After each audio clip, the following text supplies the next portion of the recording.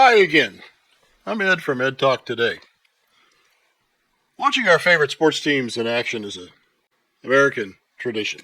For many of us, it's what we do on our days off, when gathering with friends, whether it's on our big screen TVs or especially when seated in one of those fancy, flashy, glamorous new stadiums. The cheering, the jumbotrons, the sharing of team spirit with others. This thrill is perhaps one of the top ways we interact and enjoy the company of others. But have you ever wondered who really pays for those billion-dollar stadiums that seem to pop up every year or so? Chances are, if you're a taxpayer, you already have paid for them. Today, we're going to take a look at how billionaire team owners manipulate the system to get public money, taxpayer money, to subsidize these projects, and how this might adversely impact the needs of your community.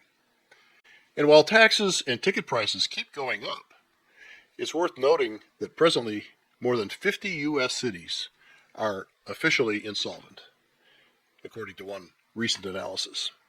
And of the 25 largest cities in the USA, 20 report budget gaps for this next fiscal year.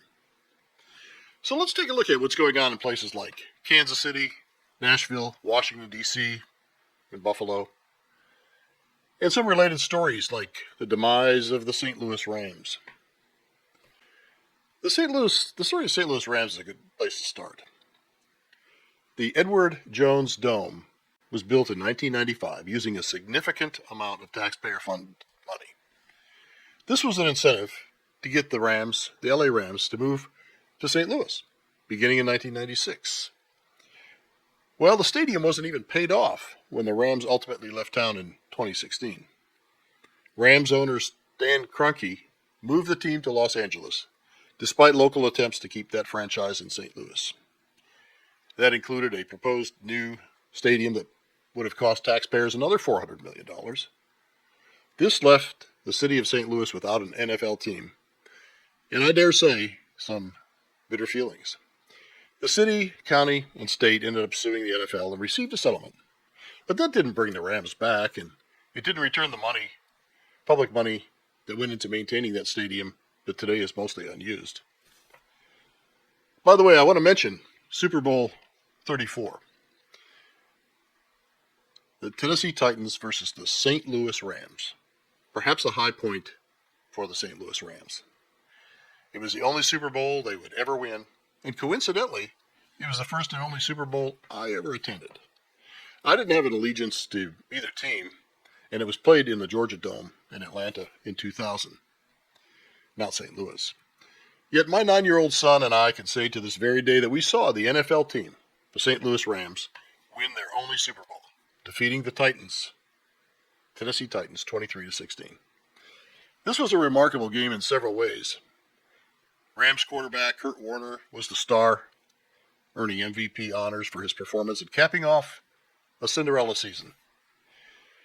But that game is famously remembered for the final play, when Rams linebacker Mike Jones tackled Titans receiver Kevin Dyson just 1 yard short of the end zone as the game clock expired. These are moments that create emotions and team pride. It's a great time and great memories. Unfortunately, time was running out for that NFL team, the Rams, based in St. Louis. So let's talk about some of these stadium projects. Let's talk about Washington, D.C., and the new Commanders Stadium. Well, recently Washington, D.C. Commanders just got the green light on a proposed $3.7 billion stadium plan. $3.7 billion Commander Stadium deal received final approval from the D.C. Council, as you said, in an 11-2 vote. Billionaire owner Josh Harris and the owners group will contribute $2.7 billion in private funding to the project, while the taxpayer cost is estimated to be $1.1 billion. More than $1 billion of public taxpayer money. When I say public money, that money's taxpayer money. That money is, no matter if it comes from bonds or sales tax or wherever it comes from, it's public money, and it doesn't get there unless taxpayers pay it one way or the other. But Washington, D.C. is a city with barely 700,000 residents and is in much need of better schools and better infrastructures. Detractors say it's just another case of shiny real estate projects eating up funds that could be better spent elsewhere. I don't know. What do you think? Supporters claim the new facility could revitalize the area around the old RFK Stadium. But do these expenditures of taxpayer money really pay off? Or are they just a way to subsidize the billionaires who own these teams? And is any promised economic boon to these cities truly accurate? Do they withstand the tests of time? A recent review of 130 empirical studies by economists Bradbury, Coates, Humphreys found that typical stadium subsidies suffer from limited economic and social benefits. And they don't justify this level of public spending. And a Brookings Institution report concluded that no recent facility appears to have earned anything approaching a reasonable return on investment. In plain language, the promises of jobs, new businesses, and booming tax receipts in most cases just doesn't come true. Across the U.S., city and state governments have spent $14 billion in public taxpayer money on NFL stadium construction and renovation since 1990. That number keeps climbing. In theory, these investments are meant to bring jobs and tourism, economic development, but in practice, the results are underwhelming. Economist Dr. Nola Aga explains that team owners often fund these studies themselves to justify these public subsidies, predicting massive local benefits. A consultant, an analyst sits down and they say, okay, I think there'll be this many people and I think they'll spend this much money and this much will be sales tax, and we do some multiplication and some more multiplication and even some more multiplication, and we come up with some really big number of the hundreds of millions of dollars of impact that this sport property is going to have. But independent studies frequently show the opposite: low returns, missed projections, and an economic impact that doesn't go far beyond the stadium parking lot. What do you think? Are planners and promoters maybe a little bit overzealous? Is it because some of the public is emotionally invested in these teams? Or politicians just don't want to be the one who lost the NFL franchise to another city? My guess is team owners understand these points and, in my opinion, take advantage of it. You can imagine that there's lots of assumptions that go into that. And the people that do these before the fact are hired generally by either the league or the team or the sporting body. And so they have some incentive, let's say, to maybe push the boundaries of those assumptions that they're making. And how about this one? The new Nissan Stadium is being paid for with one of the biggest commitments of taxpayer money for a sports stadium ever. Nashville, Tennessee, where lawmakers approved $1.2 billion in state and city funding for a new stadium for the Tennessee Titans. The total price tag, $2.1 billion. And if you do the math, you'll see that there's more public money being spent here than private. This amount of public financing for the new Nissan Stadium will be the highest level of public financing ever in U.S. history so far. This decision came despite widespread opposition from residents, activists, and some members of their Metro Council.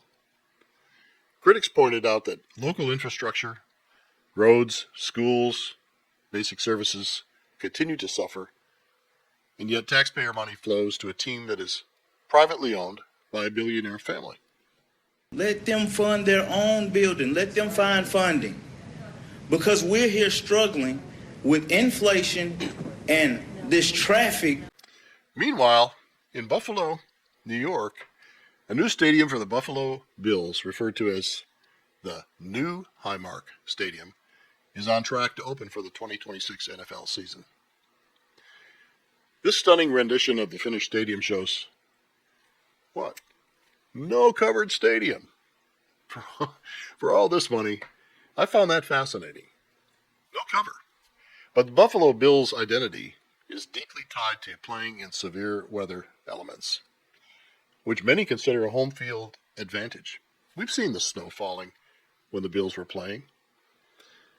The team and state leaders chose an open-air design to preserve this aspect of the game day experience. I like football, but I'm not going to sit in the stands with snow and ice on a freezing day, personally. The total project cost has increased from an initial estimate of $1.5 billion to now over $2.1 billion. And the funding is a mix of taxpayer, public and taxpayer money.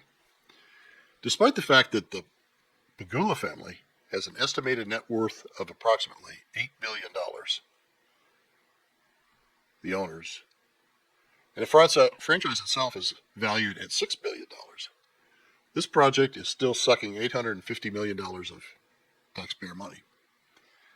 And the remainder is coming from private investors, the Pegula family, as well as exclusive seat sales and other deals, all of which I would consider private investments. And I see mainly private investments with less public money as a good thing, although this is still a lot of taxpayer money. But what, in my opinion, should be disturbing to me is that the Buffalo Bills won't own the stadium. They won't own this $2 billion asset. Instead, the state of New York will own this asset and will lease it back to the Bills. In my opinion, this arrangement introduces a potential long-term risk. I don't know all of the details of this leaseback deal. I don't know what it includes regarding upkeep, maintenance, taxes, and so on. But there's a history of NFL teams negotiating leases and eventually walking away. This is especially risky as a stadium depreciates over time, possibly giving rise to renovations, or worse, enticing offers to move the franchise to another city. Promises of newer stadiums 10 years down the line. I guess the bottom line for me is this. When public taxpayer money is given to private businesses, that means those funds are not available for schools, hospitals, roads, bridges, law enforcement, aging water and sewer systems, and so many other needs that rely only on public funding, on tax dollars. And I think if one looks around, most will admit in our country, we're struggling to keep up with old and aging infrastructure. And besides, who doesn't already complain about higher taxes anyway? So regardless of how the use of public money is presented by politicians, owners, supporters, it's a zero-sum game. And these expenditures of taxpayer money reduce money for projects that only governments can provide. So this seems like a conflict to me. These sports franchises are valuable businesses. Their values have coincidentally surged during this phase when public money has progressively increased. Here's a couple of examples. Stan Kroenke secured the sole ownership of the Rams in 2010 for $750 million. Yet, as of August of 2025, Forbes estimated the team's value at $10.5 billion. That's a 14x increase in value of that asset, or that property, that business, whichever you want to call it. And Dan Snyder acquired the Washington Commanders, then the Redskins, back in 1999 for $750 million. And he sold that franchise in 2023 for a little over $6 billion. That's an 8x increase in value. And here's what I like, although admittedly it's totally off topic. As one of the most famous long-term investments in sports history, George Halas bought the Chicago Bears for just $100 in 1920. The team has remained in the family for over 100 years and has recently been valued at about $6 billion. Based on available information, it's fair to say that all NFL franchises, with the unique exception of the Green Bay Packers, which is, you may know, owned by the Packers fans, all others are controlled by individuals or family ownership groups whose wealth is measured in the billions of dollars. Think about that. But how about the fans? While an average NFL ticket price is difficult to determine because it varies significantly by team, opponent, seat location, not to mention Ticketmaster, right? A single seat for a high-profile team can cost $400 or more. A single seat. 2 seats, $800, right? So what's going on today? Well, let's talk about Kansas City's unique situation. This one's going on right now. The Kansas City issue is unique, it's complex, and problematic. I'm recording this in mid-October, so fasten your seatbelts as the situation is rapidly evolving. Here, both the Royals and the Chiefs are currently playing at the Truman Sports Complex in Kansas City, Missouri, where 2 separate stadiums, pictured here, Arrowhead, where the Chiefs play, and Kauffman, where the Royals play, are situated. But Kansas City, Kansas, is right across the river. And remember how the state of Missouri got burned on that St. Louis Rams deal. So this has created not just a who's going to pay situation, but maybe something of a border war. Now, the Chiefs planned an $800 million renovation of Arrowhead Stadium, and they pledged to contribute $300 million of that, with the expectation of $500 million coming from what? Taxpayer money, public funds, whatever you want to call it. And the Royals, the baseball team, meanwhile, had proposed a $1 billion plus downtown stadium and surrounding district. But both plans fell apart with a vote last year by Jackson County, Missouri voters. Fast forward to mid-2025, both Kansas and Missouri intensified efforts to woo the teams with a new stadium for the Royals and either renovations or new construction for the Chiefs. Just this past July 2025, Kansas lawmakers extended the deadline for the teams to take advantage of a stadium financing plan. Under this proposal, taxpayer money would cover up to 70% of the cost of both projects. Baseball stadium, football, Royals and Chiefs. But also this year in Missouri, on the other side of the river, the legislature passed a bill authorizing up to $1.5 billion to help finance both the new stadium and or construction improvements for the Chiefs. That law was controversial and currently faces a lawsuit alleging that it's unconstitutional. So where do things stand here in October 2025? The most up-to-date information I have while recording this video. The Royals are actively negotiating with multiple municipalities. They are in substantial discussions with North Kansas City, Missouri, about a potential stadium project. The Royals had previously considered a downtown location in Kansas City, Missouri, but have also explored sites in Overland Park, Kansas. 2 different states. Either way, there's no saving the K long term. The Royals have been crystal clear. They'll leave Kauffman Stadium after the 2030 season when their lease expires. We will not be here after that. We will have a new location in which to play baseball. Also this month, the Chiefs stated that a viable plan in Missouri is likely to require a Jackson County vote on sales tax, implying that further negotiations or another vote in Jackson County might be necessary. Now, the Chiefs' lease at the Truman Sports Complex expires after the 2030 season, so there's sort of a loose deadline on these negotiations.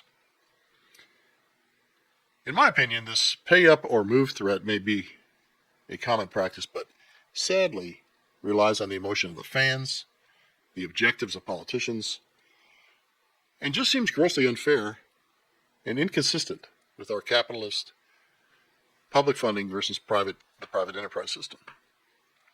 Nevertheless, this familiar threat of relocation remains a central part of negotiations. The border war has raised the stakes, allowing the teams to leverage competing offers against each other to secure the most favorable funding package.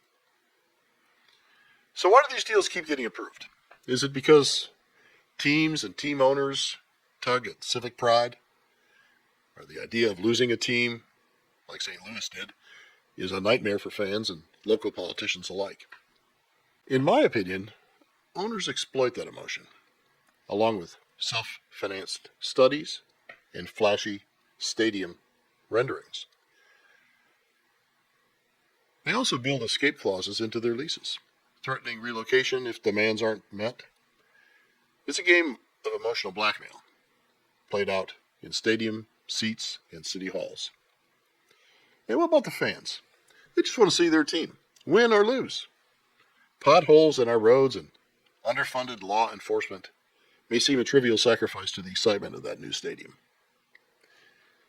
My concern, as it often is on Ed Talk today, is for those folks who may never see the inside of the stadium they paid for. A $400 ticket times two, let's say, $800, plus parking, and that $15 beer and $10 hot dog. It's a luxury many fans can't afford. So what do you think? Am I off base here? Should taxpayers be funding stadiums for billionaires? Tell me in the comments below. Tell me if I'm off base, whatever comes to mind on this. And if you enjoyed this content, please like and subscribe to the channel. If you have some other underreported topics that you'd like to see covered, tell me that too. And thanks for watching, and we'll see you next time on Ed Talk Today.